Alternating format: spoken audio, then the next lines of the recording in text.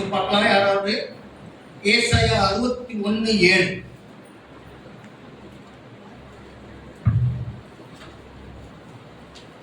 உங்கள் வெட்கத்துக்கு பதிலாக ரெட்டத்தனையாய் பலன் வரும். லட்சைக்கு பதிலாக இன்னைக்கு கர்த்தர் எந்த காரியத்துக்காக இந்த நான் 2-3 செய்தி எடுத்து ஆயத்தம் பண்ணேன். கர்த்தர் இந்த செய்தியை கொண்டு போய் இன்னைக்கு சபையில சொல்றாரு. என்ன சொல்றாரு? இந்த வெட்கத்துக்கு பதிலாக இரண்டத்தனையாய் பலன் வரும் சொல்றாரு. ஆங்கிலத்துல ரொம்ப அழகா போட்டு, instead of your shame there shall be double portion. 2 மடங்கு கிடைக்குமா உங்களுடைய அவமானத்துக்கு, துக்கத்துக்கு. உங்க வெட்கத்துக்கு பதிலாக எத்தனை கிடைக்கும்? இரண்டத்தனையாய் பலன் வரும் போட்டுருக்கு. இன்னொரு இடத்துல போட்டுருக்கு ஆங்கிலத்துல, inheriting twice what was expected. அப்படின்னா என்ன அர்த்தம்னா, inherited என்ன பரம்பரையா வர சொத்து. சொத்து ரெஜிஸ்ட்ரேஷன் பண்ண போனா அவர் என்ன கேட்பாரு? நீங்க சுய சம்பாதிக்கிற அந்த சொத்தா இல்ல அப்பா அம்மா கிட்ட வந்து சொத்தான்னு கேட்பாரு. இன்ஹெரிட்டட் என்ன அங்க இருந்து வர்றது, மூதாதையருக்கு பரம்பரையா வர சொத்துக்கு இன்ஹெரிட்டட் பேரு. இங்க என்ன போட்டிருக்கு? இன்ஹெரிட்டட் டுவைஸ் வாட் வாஸ் எக்ஸ்பெக்டட்னா, நீங்க என்ன எதிர்பார்க்கிறீங்களோ அதை காட்டிலும் 2 மடங்கு உங்க வெட்கத்துக்கு பதிலாக கிடைக்கும், உங்க துக்கத்துக்கு பதிலாக கிடைக்கும், உங்களுடைய சாரோவுக்கு பதிலாக கிடைக்கும் என்ன அப்படின்னு இன்னைக்கு கர்த்தர் சொல்றாரு. அப்ப யாருக்கோ இந்த செய்தியை கர்த்தர் கொண்டு வந்திருக்கிறார். யாரோ ஒரு துக்க நிலையில, கஷ்டமான நிலையில நம்ம சபையில இருக்கிறோம். அவங்களுக்கு என்ன பண்றாரு? கர்த்தர் இந்த செய்தியை கொண்டு வந்திருக்கிறார். நீ போய் அவங்க கிட்ட சொல்லு, உங்க வெட்கத்துக்கு பதிலாக என்ன கிடைக்கும்? இரண்டத்தனையாய் பலன் வரும். சரிங்களா? ஆகவே எனக்கு அருமையான திருச்சபை மக்களை, ஒருவேளை நீங்க வெட்கப்பட்டு அவமானப்பட்டு நிக்கிறீங்களா? இன்னைக்கு கர்த்தர் சொல்ற வார்த்தை என்ன தெரியுமா? இரண்டத்தனையான பலனை பெறுவீர்கள். ஆண்டவராக இயேசு கிறிஸ்து கூட அவர் அந்த சிலுவைக்கு போகும்போது, அதெல்லாம் படிக்கும்போது நமக்கு ரொம்ப மனசு கஷ்டமா இருக்கு. காரி துப்புறான் ஒருத்தன். நம்மை படைத்த ஆண்டவர், பாவமே செய்யாத ஒரு ஆண்டவர், அவரை காட்டி கொடுத்து அவர் எடுத்துட்டு போகும்போது ஒருத்தன் என்ன பண்றான்? கண்ணத்துல ஓங்கி அறையறான் இயேசுவை. ஒருத்தன் காரி துப்புறான். எல்லாத்த விட கொடுமையான காரியம், அந்த தலையில ஒரு முள்முடியை வச்சு ஒரு கோல்ல ஓங்கி அடிக்கும் போது அந்த முள்ளெல்லாம் தலையில இறங்குது, ரத்தம் வடியுது. நினைச்சு பாருங்க. ஆண்டவராக இயேசு கிறிஸ்து எல்லாவற்றையும் சகித்துக் கொண்டார், உங்களுக்காக, எனக்காக, நம்மை மீட்கும்படியாக. அவர் அன்னைக்கு அதை சகிக்கலைன்னா, அந்த பாடல்களை சகிக்கல, இன்னைக்கு நம்ம திருச்சபையில நம்ம உட்கார்ந்துட்டு இருக்க மாட்டோம். அவர் 3ஆம் நாள் உயிர்த்தெழுந்த தேவன் நமக்காக. ஆகவேதான் இன்னைக்கு நீங்களும் நான் என்ன பண்றோம்? அந்த இடத்துல சந்தோஷத்தோட உட்கார்ந்துட்டு இருக்கிறோம். அவர் தான் இன்னைக்கு சொல்றாரு, என்ன, உங்க வெட்கத்துக்கு பதிலாய் இரண்டத்தனையாக உங்களுக்கு பலன் வரும் சொல்றாரு.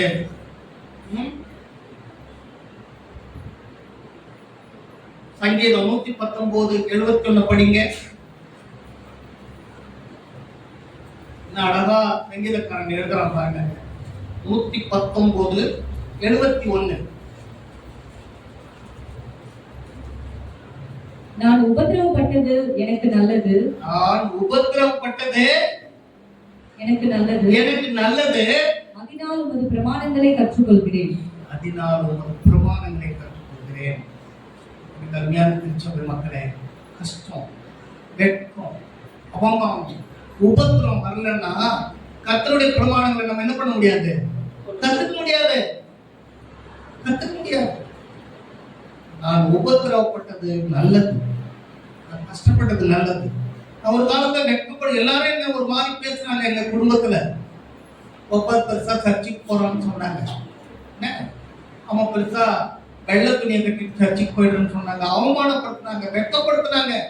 ஒருவேளை பொருளாதார நீங்களே, என் குடும்பம் நல்லா இல்ல, கஷ்டத்துல இருந்தது. என் உறவுக்காரன் பூரா என்னை பார்த்து என்ன பண்ணா? எங்களை பார்த்து ஒரு மாதிரி பேசினான். ஆனா கர்த்தர் நீங்க சொல்றாரு, வெட்கத்துக்கு பதிலாக இரண்டத்தனையாய் பலன் தரும். you will get double portion. ரெண்டா கிடைக்கும் ஆண்டவர் சொல்றாரு. இன்னொரு வசனம் இருக்கு, பவுல வசனம் இதை விட ரொம்ப அழகா எழுதுறாரு ஒரு இடத்துல. படிக்க பார்க்கலாம், ரோமர் 5:3. ரோமர் 5:3 படிங்க.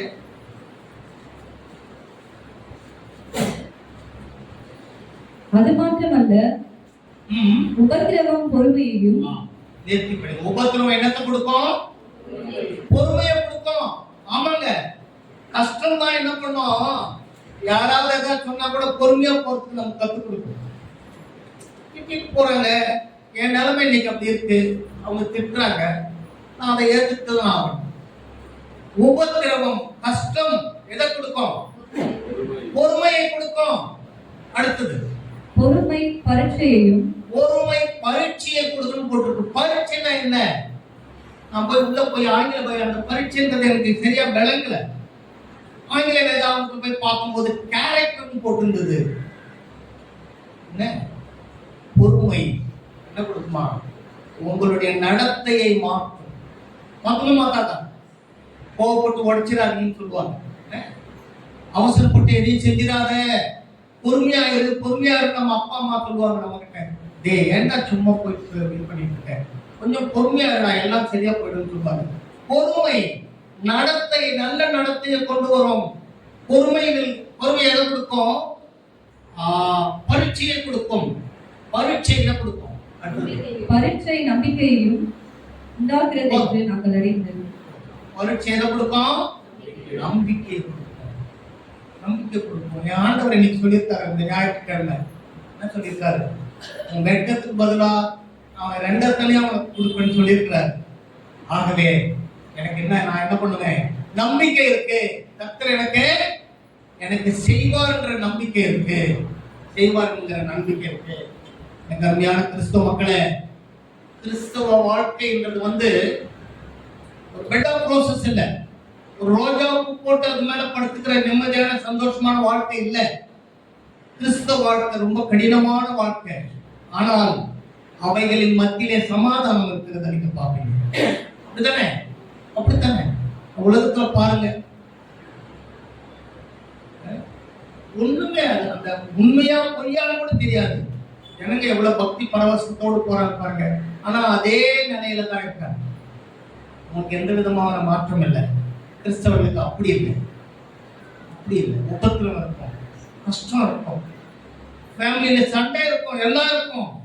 அவைகளுக்கு மத்தியில ஒரு சமாதானம் இருக்கும்.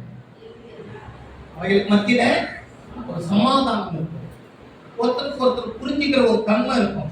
சரி விடு, அவர் இன்னைக்கு ஏதோ கோவத்தில் சொல்லிட்டு போயிட்டாரு, ஈவினிங் வந்தா பார்த்துக்கலாம். நம்மளே என்ன பண்ணுவாரு? ஆவியானவர் நம்ம தேற்றத்தை நீங்க பார்த்துருப்பீங்க. எனக்கு அருமையான கிறிஸ்துவ மக்களே, இன்றைக்கு ஆண்டவர்களுக்கு கொடுக்கிற செய்தி, வெட்கத்துக்கு பதிலாக என்ன வரும்? ரெண்டத்தனையாய் பலன் வரும். பலன்ன்றது என்ன? ஒரு நன்மையான காரியம் ரெண்டத்தனையா உங்களுக்கு கிடைக்கும். வேதத்துல ஒரு 3 பேரை நான் உங்களுக்கு காட்டி, அவர்கள் எப்படி இரண்டத்தனையாய் ஆசீர்வாதத்தை பெற்றார்கள், அவர்கள் எப்படி அவமானப்பட்டார்கள் என்றதை காட்டிட்டு நான் செய்தியை முடிக்கிறேன். முதலாவது எடுத்து வாசிங்க, ஆதியாகமம் 12:1-4 வாசிங்க. அந்த மனிதர் யாருன்னு பார்ப்போம். ஆதியாகமம் 12வது அதிகாரம். கர்த்தர் ஆபிரகாமை நோக்கி. யாரை நோக்கி? ஆபிரகாம் வரலைங்க. 12ஆம் அதிகாரத்துல அவர் கூப்பிட்டு பேசும்போது ஆபிராம், ABIRAM, ஆபிரகாம் இல்ல. ஆபிரகாமை நோக்கி என்ன சொல்றாரு? ஆபிரகாமை நோக்கி, நீ உன் தேசத்தையும் உன் இனத்தையும் உன் தகப்பனுடைய வீட்டையும் விட்டு புறப்பட்டு நான் உனக்கு காண்பிக்கும் தேசத்துக்கு போ.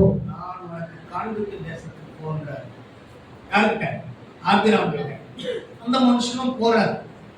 ஆபிரகாமும் தேவன் என்ன சொல்றாரோ, கர்த்தர் என்ன சொல்றாரோ கீழ்ப்படிந்து அந்த மனிதனும் போறார். இரண்டாவது இன்னொரு வசனத்தை வாசிங்க.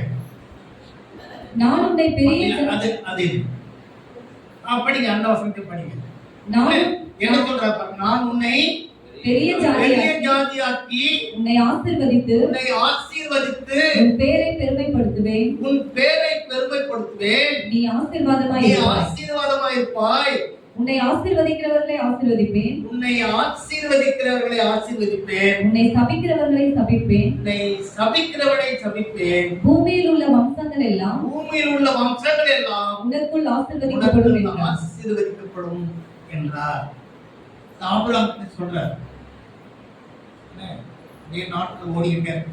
அவர் சொன்ன மாதிரி ஆபிரகாம் போறார். மறுபடியும் தேவன் என்ன சொல்றாரு? 15:2-3 படிங்க. 15ஆம் அதிகாரம் 2:3 என்ன சொல்றாரு பாருங்க. அதற்கு ஆபிரகாம், கர்த்தராகிய ஆண்டவரே, அடியானுக்கு என்ன தருவீர்? நான் பிள்ளை இல்லாமல் இருக்கிறேனே. தமஸ்கு ஊரானாகிய இந்த எலியேசர் என் வீட்டு விசாரணை கர்த்தனாய் இருக்கிறானே என்றான். பின்னும் ஆபிரகாம், தேவரீர் எனக்கு புத்திர சந்தானம் வரவில்லை. இதோ என் வீட்டிலே பிறந்த பிள்ளை எனக்கு சுதந்திரவாளியா இருக்கிறான் என்றான். இந்த வாக்குத்தத்தத்தை ஆபிரகாம் கொடுக்கும்போது அவனுக்கு குழந்தை. கர்த்தர் சொல்றாரு, நீ இந்த வானத்து நட்சத்திரம் பாரு, நான் மணல நீ என்ன கொடுமானால் என்ன, அது போல உன்னுடைய ஜாதியை நான் பெருசாக்குவேன், உன்னை ஆசீர்வதிப்பேன். திரளான கூட்டம், ராஜாக்கள் எல்லாம் உங்ககிட்ட வருவாங்க, பிரபுக்கள் எல்லாம் உங்களுடைய வம்சத்துல தோன்றுவாங்கன்னு சொல்றாரு. அந்த நேரம் குழந்தை கொடுக்கல. இவ்வளவு அவமானமா இருக்கும் யாருக்கு? அப்படிதான் வீட்டுல இருக்கிறவங்க என்ன, ஒருவேளை அது தெரிஞ்சிருந்தா என்ன சொல்லுவாங்க? ஆமா, இதுல போய் ஆசீர்வதிக்க போறாராம், இதுக்கு இது வரைக்கும் என்ன இல்ல குழந்தை இல்ல, பிள்ளை பிறக்கல. இவ்வளவு துக்கமான ஒரு காரியம். ஒருவேளை நம்ம வேதத்துல அதை பத்தி எழுதணும்னா கூட ஆபிரகாமுடைய மனசுல எப்படி இருந்திருக்கும்? எனக்கு இன்னும் வயசாகிட்டே இருக்கு, எனக்கு இன்னும் குழந்தை பிறக்கல, புத்திர சுகாதாரம் இல்லை, எனக்கு வாரிசு இல்லை, நான் எப்படி பெரிய ஜாதி ஆக முடியும் அப்படின்னு நினைச்சிருக்கலாம் இல்லையா? எவ்வளவு மனசுல கஷ்டப்பட்டு இருப்பாரு. அடுத்து இன்னொரு வசனத்தை வாசிங்க. 17:5 17ஆம் அதிகாரம் 5 என்ன சொல்றாரு பாருங்க. இனி உன் பேர் ஆபிராம் எனப்படாமல் நான் உன்னை திரளான ஜாதிகளுக்கு தகப்பனாக ஏற்படுத்தினபடியால் உன் பேர் ஆபிரகாம் எனப்படும். பாருங்க, இப்போ லேசா ஒரு சின்ன ட்விஸ்ட் பண்றாரு ஆண்டவர். அவர் சொன்னதை மறுபடியும் ஆபிரகாம் கன்ஃபார்ம் பண்றாரு. உனக்கு திரளான ஜாதிகளுக்கு நீ தகப்பனா இருக்கிற போறதுனால உனக்கு என்ன பேர் வைக்கிறாரு? ஆபிரகாம் மாத்துறாரு, பேரை மாற்றுகிறார். ஆபிரகாமை ஆபிரகாமா பண்ணுகிறார். என்ன உன்னதமான தேவன் பாருங்க. ஒருவேளை ஆபிரகாம் மனசுல இருக்கிற அந்த கஷ்டத்தை அவர் புரிஞ்சிருக்கிறார். இப்ப கன்ஃபார்ம் பண்றாரு, அப்பா நீ இனிமேல திரளான ஜாதிக்கு தகப்பனா வரப்போற, அதனால உன் பேர் ஆபிரகாம் இல்லை, என்னத்தை கொடுக்க போற? ஆபிரகாம் கொடுக்க போற. இன்னொரு வசனத்தை படிங்க, 15 படிங்க. அதேதான், அதே அதிகாரம் 15ஆவது வசனம். பின்னும் தேவன் ஆபிரகாமை நோக்கி, உன் மனைவி சாராயை இனி சாராய் என்று அழையாதிருப்பாயாக, சாராள் என்பது அவளுக்கு பேராயிருக்கும். அடுத்த வசனம் படிங்க. நான் அவளை ஆசீர்வதித்து அவளாலே உனக்கு ஒரு குமாரனையும் தருவேன், அவள் ஜாதிகளுக்கு தாயாகவும் அவளாலே ஜாதிகளின் ராஜாக்கள் உண்டாகவும் அவளை ஆசீர்வதிப்பேன் என்றான். பாருங்க, என்ன அருமையான தேவன் பாருங்க. இந்த 2 பேர் புருஷ மனைவி பேசிக்கிறத கர்த்தர் கேட்கிறார். இவ்வளவு ஒரு ஆசீர்வாதம் கொடுப்பன்றாரு, திரளான ஜாதிக்கு தகப்பன்றாரு. நம்ம 2 பேருக்கு இன்னும் குழந்தை பிறக்கலையே, நமக்கு ஒரு வாரிசு வரலையே, எப்படி நம்ம இருக்க முடியும்னு கூட ஒருவேளை நினைச்சிருக்கலாம். கர்த்தர் மறுபடியும் என்ன சொல்றாரு? அவரோட வைஃப் பேரையும் மாத்துறாரு. சாராயை இனிமேல் எப்படி கூப்பிடு? சாராள் என்று கூப்பிடு. அவள் திரளான கூட்டத்துக்கு தாய், ஆகவே அவளை சாராள் கூப்பிடு அப்படின்றார். 25:7 என்ன பண்றாரு பாருங்க. அதே அதிகாரத்துல 25:7. ஆபிரகாம் உயிரோடு இருந்த ஆயுசு நாட்கள் 175 வருஷம். பிற்பாடு ஆபிரகாம் நல்ல நரை வயதிலும் முதிர்ந்த பூரண ஆயுசிலும் பிராணன் போய் மரித்து தன் ஜனத்தாரோட சேர்க்கப்பட்டான். பாருங்க, இந்த மனிதனை ஆபிரகாம பூரண வயசு வரை வச்சிருந்து அவன் மரித்தான். கர்த்தர் சொன்ன வாக்கு தத்துவங்களை அவன் கரெக்டா இருந்தாரு. ஆபிரகாமுக்கு ஈசாக்கு கொடுத்தாரு, ஈசாக்கு யாக்கோபு கொடுத்தாரு. யாக்கோபு கொடுக்கும்போது நீ உன்னுடைய அண்ணனை மேற்கொள்வாய்ன்னு சொன்னார். ஏசாவை விட யாக்கோபை ஆசீர்வதித்தாரு. யாக்கோபு கிட்ட 12 கோத்திரங்களை கொடுத்தாரு. இல்லைங்களா? துக்கத்துக்கு பதிலாக, வெக்கத்துக்கு பதிலாக, நீ ஒருவேளை வெக்கப்பட்டு உட்கார்ந்திருந்த பாருங்க, என் வீட்டுல இருக்கிற வேலைக்காரன் தான் என்ன இன்னைக்கு ஆண்டுகிட்டு இருக்கான், அவன் பிள்ளைதான் அதிகாரம் பண்றான், எனக்கு பிள்ளை இல்லைன்னு நீ மனசு வருத்தப்பட்டதெல்லாம் நான் பார்த்தேன். உனக்கு துக்கம் இருந்தது, உன் மனசுல கஷ்டம் இருந்தது. நான் இன்னைக்கு என்ன பண்ணிருக்கேன், 12 கோத்திரங்களை உன் வம்சத்துல உண்டாக்கிருக்கேன். கோத்திரம் இன்னைக்கு உலகம் முழுசுக்கும் அந்த 12 கோத்திரங்கள் ஆண்டு கொண்டிருக்கிறார்கள். எல்லான ஜனங்கள் இன்றைக்கு என்ன பண்ணாங்க, ஆண்டவரை ஏற்றுக்கொண்ட இஸ்ரவேல் ஜனங்களா இருக்கிறாங்க. அந்த கூட்டம் பூரா அந்த 12 கோத்திரத்துக்கு வந்தவங்க தான். முதல்ல இருந்த கசப்பு துக்கம் மாறி இரண்டத்திலே இல்ல பல மடங்கு ஆபிரகாம் என்ன பண்ணாரு, கர்த்தர் ஆசீர்வாதங்களை கொடுத்தார். இரண்டாவது ஒரு ஆத்மா 1 சாமுவேல் 16:13. 1 சாமுவேல் 16வது அதிகாரம் 13வது வசனம். அப்பொழுது சாமுவேல் தைல கொம்பை எடுத்து அவனை அவன் சகோதரர் நடுவிலே அபிஷேகம் பண்ணினான். அந்நாள் முதல் கொண்டு கர்த்தருடைய ஆவியானவர் தாவீதின் மேல் வந்து இறங்கி இருந்தார். சாமுவேல் எழுந்து ராமாவுக்கு போய்விட்டான். பாருங்க, இங்க ஒரு மனிதனை கர்த்தரே சொல்றாரு. எல்லாரும் வந்துட்டாங்க, அவங்க வீட்டுல இருக்கிற எல்லாரும் வந்துட்டாங்க. ஈசாய் தன் குமாரரில் 7 பேரை சாமுவேலுக்கு முன்பாக கடந்து போக பண்ணினான். இந்த சாமுவேல் ஈசாயை பார்த்து, கர்த்தர் இவர்களில் ஒருவனையும் தெரிந்து கொள்ளவில்லை என்று சொல்லி, உன் பிள்ளைகளை இவ்வளவு தானா என்று ஈசாயை கேட்டான். அதற்கு அவன், இன்னும் எல்லாருக்கும் இடையவன் ஒருவன் இருக்கிறான், அவன் ஆடுகளை மேய்த்துக் கொண்டிருக்கிறான் என்றான். அப்பொழுது சாமுவேல் ஈசாயை நோக்கி ஆள் அனுப்பி அவனை அழைப்பி, அவன் இங்கே வரும் மட்டும் நான் வந்து இருக்க மாட்டேன். கடைசி பையன் தாவீது, 8வது பையன், அவனை போய் கூட்டு வா. கர்த்தர் அவ்வளவு சுலபமா ஒரு ஆட்கிட்ட ஒரு காரியத்தை சொல்ல மாட்டார். அவனை போய் கூட்டிட்டு வா. ஆபிரகாமை கூட்டிட்டு வராங்க. ஆபிரகாமை சவுலுக்கு பதிலாக ராஜாவாக அபிஷேகம் பண்றான் சாமுவேல். என்ன 1 சாமுவேல் 20:31 படிங்க.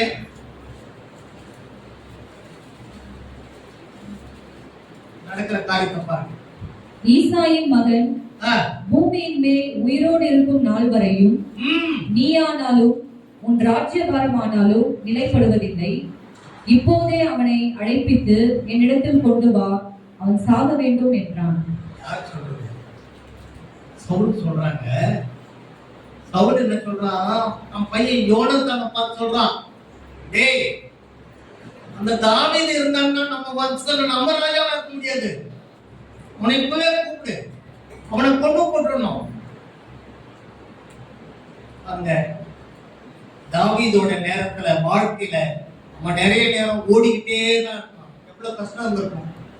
சவுல் ராஜாவுக்கு பயந்து ஓடிக்கிட்டே இருந்தான். ஒரு நிம்மதி இல்லை, ஒரு இடமா தங்க முடியல. இங்க தங்கினா உடனே உழவு சொல்லிடுறான், அங்க தங்கிட்டு இருக்கிறான்னு. உடனே அங்க போறான், அங்க இருந்து வேற இடத்துக்கு போறான். தாவீது போராட்டமான வாழ்க்கையா, துக்கமான வாழ்க்கையா இருந்தது. அப்பதான் அந்த சவுல் யோனத்தான் அவனோட ஃப்ரெண்டு, நான் பையன் வந்து தாவீதோட ஃப்ரெண்டு, அவனை பார்த்து சொல்றான், அவன் இருந்தா நம்ம ராட்சியம் நிற்காது, நீ முதல்ல அவனை கூப்பிட்டு அவனை நீ கொண்டு போட்டுருமான்றான். ஓடிக்கிட்டே இருக்கான் தாவீது. கஷ்டமான வாழ்க்கை, ஓடிக்கிட்டே இருக்கான். ஒரு இடத்துல ஒரு வல்லுநர் எழுதுறாரு, இந்த சவுல் ராஜாவாகும் போது தாவீது கருவுல கூட உண்டாங்க. அம்மா வயிற்றுல கூட தாவீது உண்டாகல. யோனத்தானுக்கும் தாவீதுக்கும் ஏறக்குறைய ஒரே வயசு, சரிங்களா? அப்போ தாவீது பிறக்கிறதுக்கு முன்னாடியே, கருவுல உருவாகிறதுக்கு முன்னாடியே கடவுள் என்ன பண்ணிட்டாரு, தாவீதை தெரிந்து கொண்டார். ஆனா இப்ப என்ன, ஒரு கசப்பான வாழ்க்கை. தாவீது ஓடிக்கிட்டே இருக்கிறாரு, எங்கேயும் ஒரு நிம்மதியா இருக்க முடியல. ஈவன் ஒரு அப்பத்துக்கு கூட ஒரு கோயில் ஒரு இடத்துல போயிட்டு, அப்பத்துக்கு தான் இல்லை, சமூகத்து அப்பதான் இருக்கு, கோயில் அப்பதான் இருக்கு, அதை எடுத்து கொடு, கத்தி இருக்கா, அந்த ஒரு இவரு யூஸ் பண்ண கத்தி தான் இருக்குதா, அந்த அந்த கத்தியை எடுத்து கூடிட்டு ஓடுறாரு. நிம்மதியான வாழ்க்கை இல்லை, கசப்பான வாழ்க்கை, அவமானம். எங்க பார்த்தாலும் எவன் பார்த்தாலும் திட்டுறான். யாரு, தாவீதை எவன் வேணாலும் திட்டுறான். அவமானமா இருந்தது. அடுத்தது வாசிங்க 2 சாமுவேல் 5ஆம் அதிகாரம். 2 சாமுவேல் 5வது அதிகாரம் ஒரு 1-5 வரையும் வாசிங்க.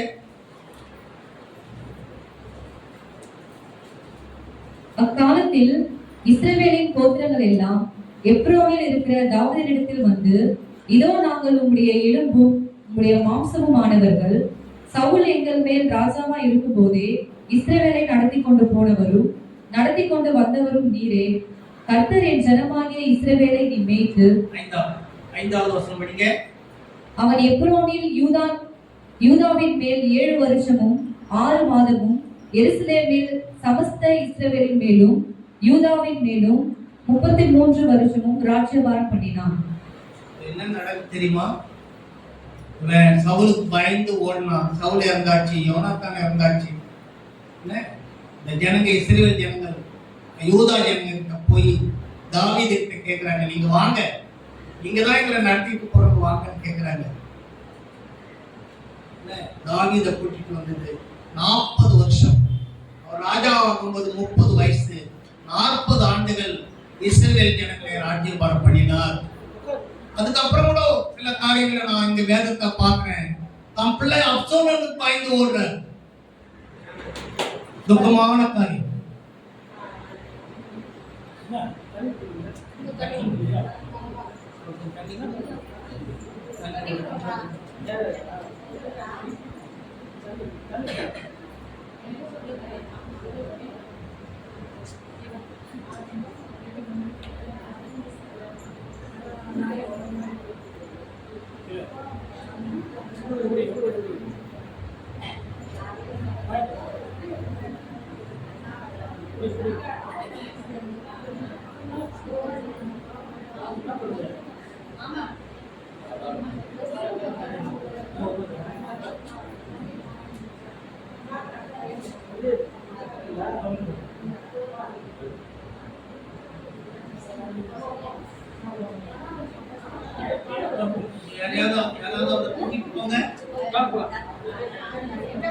முடியல, கொஞ்சம் எங்கேயாவது படுக்க கூட வைங்க.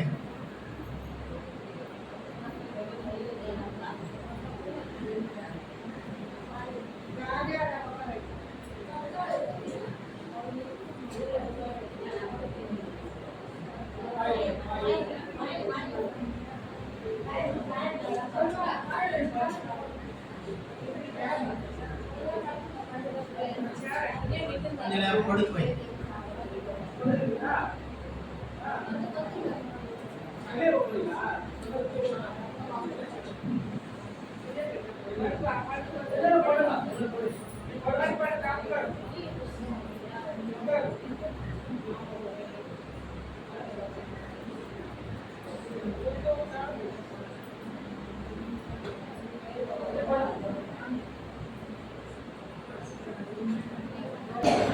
ஒரு இடத்துல நிம்மதியான வாழ்க்கை இல்ல. தாவீது துரத்தப்படுகிறான். கடைசி அந்த ஜனங்கள்லாம் போய் சவுலெல்லாம் மறித்ததுக்கு அப்புறம் அவங்க கூட்டு வந்து என்ன பண்றாங்க? ராஜாவாக மாற்றுகிறார்கள். ஒரு வசனத்தை படிங்க கடைசியா. 1 ராஜாக்கள் 2:10 படிங்க. 2:10.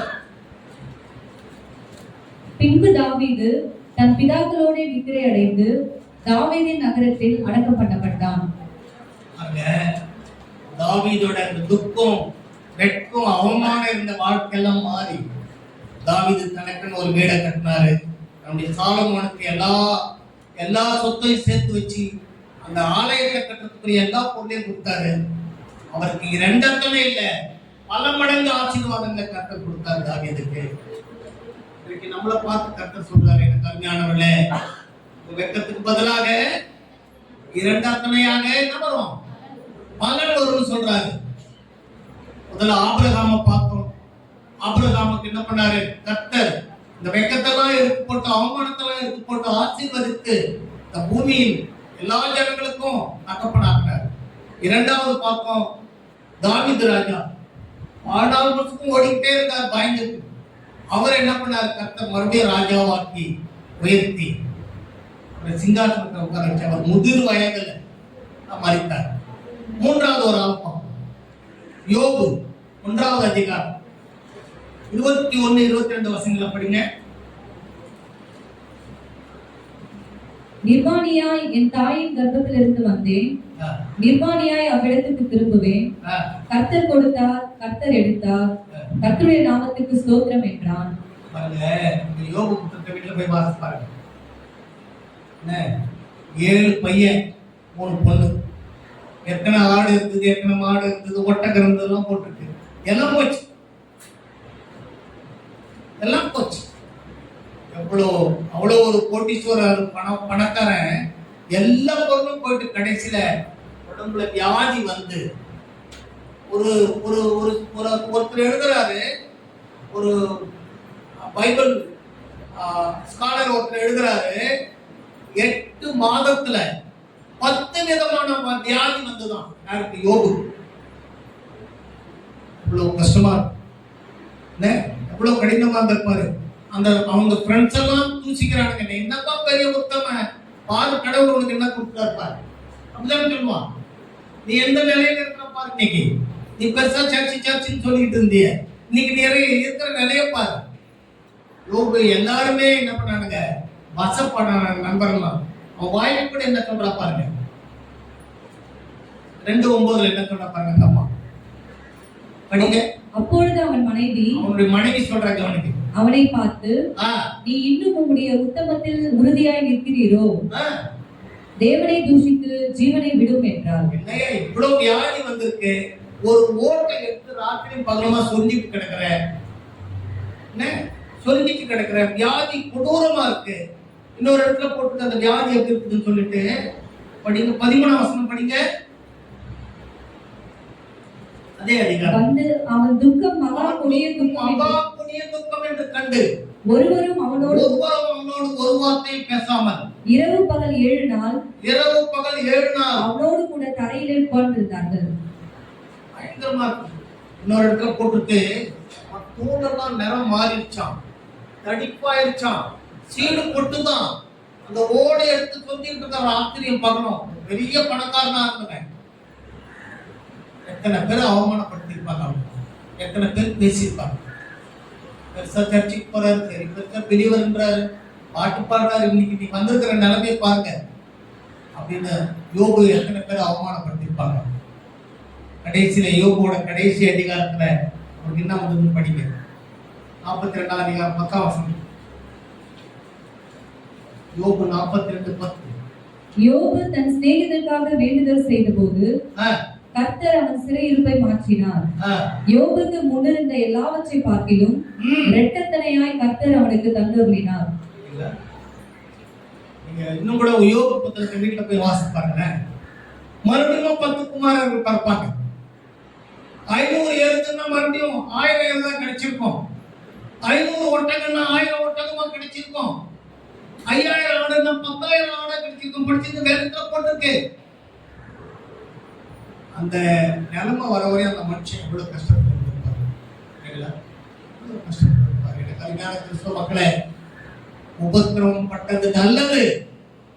அந்த பிரமாணங்களை கற்றுக்கொண்டே இந்த துக்கத்துக்கு பதிலாக, உங்க அவமானத்துக்கு பதிலாக, உங்க கஷ்டத்துக்கு பதிலாக இரண்டத்துமே என்ன வரும்?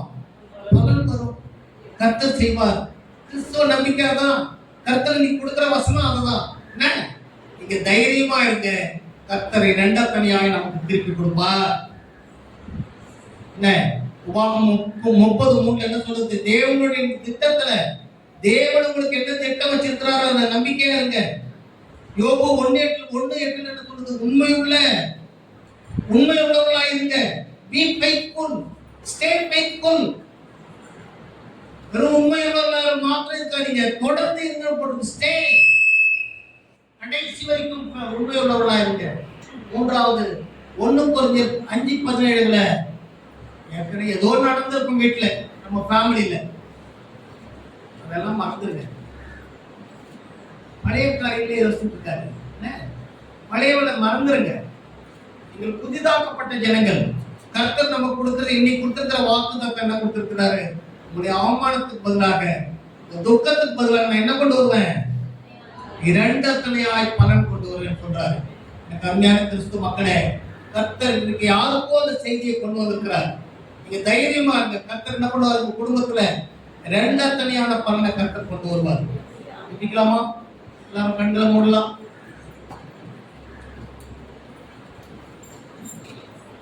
எல்லாரும் கண்களை மூடலாம். நீங்க இப்போ ஆண்டவருக்கு உங்க நிலைமையை கர்த்தர் அறிந்திருக்கிறார். நீங்க தான் ஜெபிக்கணும். ஆண்டவரே, நான் இவ்வளவு துக்கத்துல இருக்கிறேன், அவமானத்துல இருக்கிறேன், எல்லாரும் ஒரு மாதிரி, என் வீட்டை சுத்தி எல்லாரும் ஒரு மாதிரி பேச ஆரம்பிச்சுட்டாங்க. ஆனா நீங்க இன்னைக்கு என்ன சொல்லிருக்கீங்க? இரண்டாந்தனையாய் பலன் கொடுப்பேன்னு சொல்லியிருக்கீங்க. எனக்கு தாங்கன்னு நீங்க கேளுங்க, கர்த்தர் செய்வார். கண்களை மூடலாம் எல்லாரும். இது உங்க நேரம். நீங்க தான் ஆண்டவர்கிட்ட கேட்கணும். ஆண்டவரே, நான் அவமானப்பட்டு நிக்கிறேன், நான் கஷ்டப்பட்டு நிக்கிறேன், நான் துக்கத்தோடு நிக்கிறேன், எனக்கு ரெண்டத்தனையா பலன் தருவேன்னு நீங்க சொல்லியிருக்கிறீங்க, தாங்கன்னு கேளுங்க. அன்பான தெய்வமே, உமக்கு நன்றி. இந்த நாளிலே கொண்டு வந்த செய்திக்காய் ஆவியானவருக்கு நன்றி செலுத்துகிறேன். ஆண்டவரே, அவமானத்தோடு துக்கத்தோடு கஷ்டத்தோடு இருக்கிற மக்கள் உமக்கு தெரியும் சுவாமி. அவர்களை ஆறுதல் படுத்தும்படியாக ஆண்டவரே, இரண்டத்தனையாய் பலன் தரும் என்று சொல்லியிருக்கிறீங்க சுவாமி. கர்த்தர் செய்யுங்க. உடைய மக்களை ஆசீர்வதிங்க. உடைய மக்களுக்கு சந்தோஷத்தை கொடுங்க. உடைய மக்களுக்கு அந்த துக்கத்திலிருந்து விடுதலை கொடுங்க.